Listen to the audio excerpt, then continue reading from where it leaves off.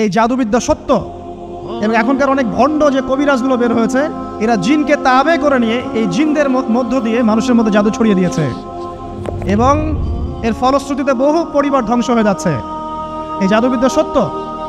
আরও একটা জিনিস সত্য, নবী সাল্লাল্লাহু আলাইহি ওয়াসাল্লাম বলেছেন ইন্না আইনাল হক, চোখের নজর সত্য। নবী করিম সাল্লাল্লাহু আলাইহি ওয়াসাল্লাম বলেছেন চোখের বদনজর সত্য। এই যে আমরা বলি ফেসবুকে এত বেশি ছবি দিয়েন না ভাই, ছবি তুলেন না, ছবি তুলেন না, বারবার যে বলে নিষেধ করি, কারণ কি জানেন? একটাই কারণ, বিকজ চোখ লাগাটা সত্য। মানুষের চোখ লাগে, এই কথা শুনলে অনেক মজুমদাররা হাসবে না? কথা বুঝতে পারেন নাই? কিন্তু এটা সত্য, কারণ নবী করিম সাল্লাল্লাহু আলাইহি ওয়াসাল্লাম যা বলেছেন সাদাকাল্লাহু ওয়া সাদাকা রাসূলুহুল কারীম, নবী যা বলেছেন, আল্লাহ যা বলেছেন চিরায়ত সত্য। এর বাইরে কোনো সত্য আছে? আচ্ছা দেখেন, আমি বললাম যে জাদুবিদ্যা সত্য। এই জাদুবিদ্যার চর্চা মানুষ করে, এখনও করে, এবং এই জাদু দিয়ে মানুষের ক্ষতি করার জন্য জিনের প্রয়োজন হয়, দুষ্ট জিন।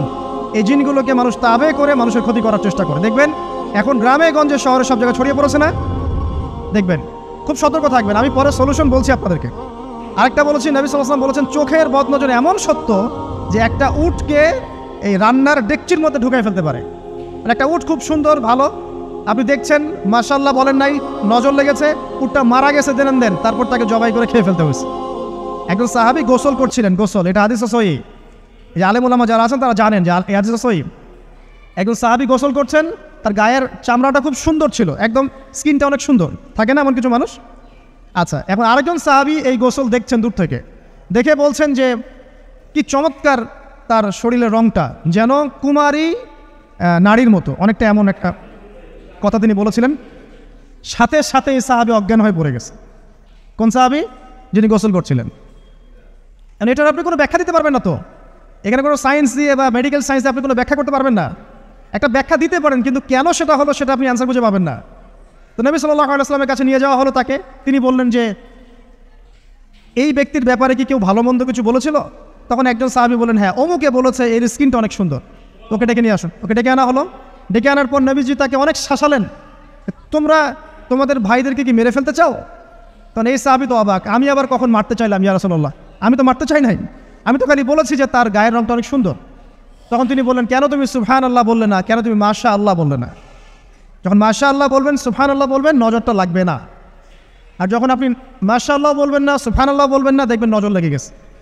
আপনি বিশ্বাস করেন ব্যবসা খুব ভালো চলছে, মানুষ বললো যে বাহ তোর তো ব্যবসা হেভি, লালে লাল শাহজালাল, ঠিক আছে, দেখবেন আপনার কেনা বেচা বন্ধ হয়ে গেছে।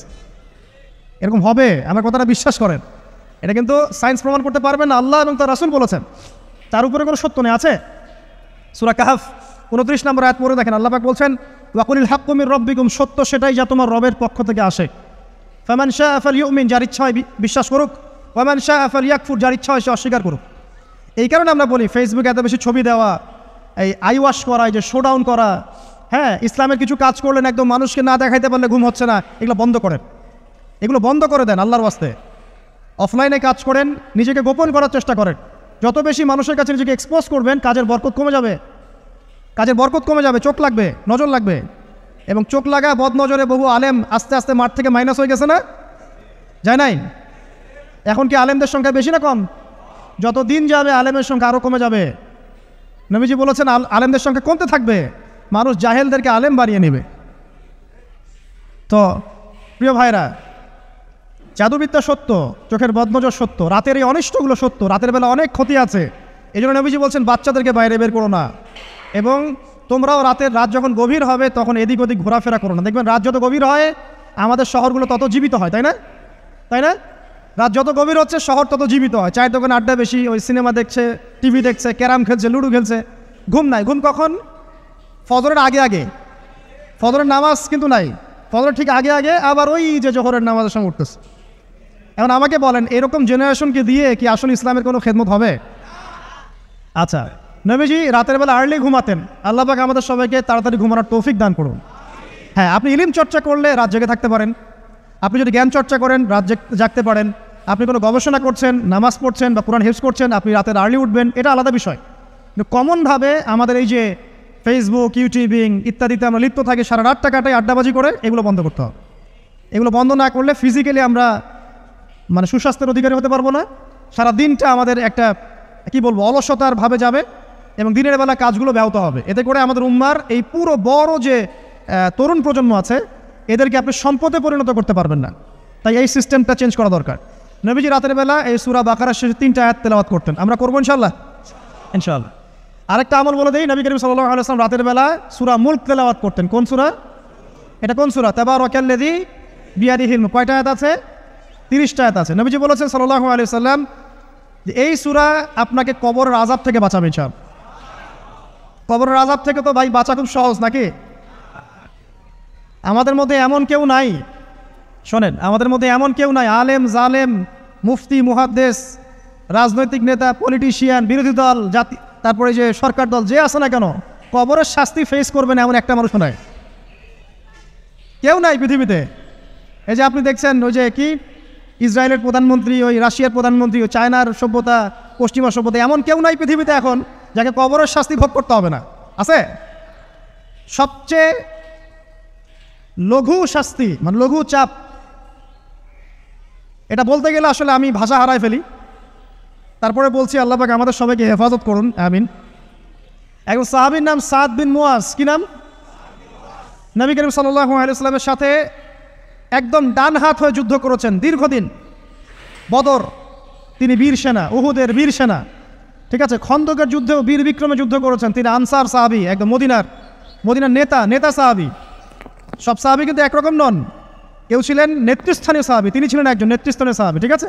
সাদ বিন মুয়াজ নবী করিম সাল্লাল্লাহু আলাইহি ওয়াসাল্লাম এত ভালোবাসতেন তাকে, এত ভালোবাসতেন যে তাকে নিজের মনে করতেন যে সাদ বিন মুয়াজ আনসাররা আমার নিজের। চারটাখানি কথা। এই সাহাবীর খন্দকের যুদ্ধে এই যে হাতের এই দিকে সম্ভবত হাতের এই রগের মধ্যে একটা তীর এসে লাগে এখানে, এবং তীরটা তিনি বের করতে গিয়ে রক্তটা ছিঁড়ে যায়। এরপর ফিনকি দিয়ে রক্ত বের হওয়া শুরু হয়। চিকিৎসা করে করে রক্ত বন্ধ করা যায় নাই, এবং এই রক্তের প্রবাহিত রক্তেই আল্লাহর ইচ্ছায় তিনি শাহাদাত বরণ করেন, তিনি ইন্তেকাল করেন। নবী করিম সাল্লাল্লাহু আলাইহি ওয়াসাল্লাম প্রচণ্ড ব্যথিত হন, মানে মনটা তার খুব নরম হয়ে যায় সাদ বিন মুয়াজ রাদিয়াল্লাহু আনহুর জন্য। তো এই সাহাবীর যখন জানাজার নামাজ পড়ানো হচ্ছে, নবীজি বলছেন 70,000 ফেরেশতা তার নামাজে অংশ নিয়েছে। আর এই সাহাবীকে যখন কবরে শোয়ানো হয়েছে, নবী করিম সাল্লাল্লাহু আলাইহি ওয়াসাল্লাম পরে জানিয়েছেন কবরের যে মৃদু চাপ, সাদ বিন মুয়াজ রাদিয়াল্লাহু আনহুর কবরেও সেই মৃদু চাপ দেওয়া হয়েছে।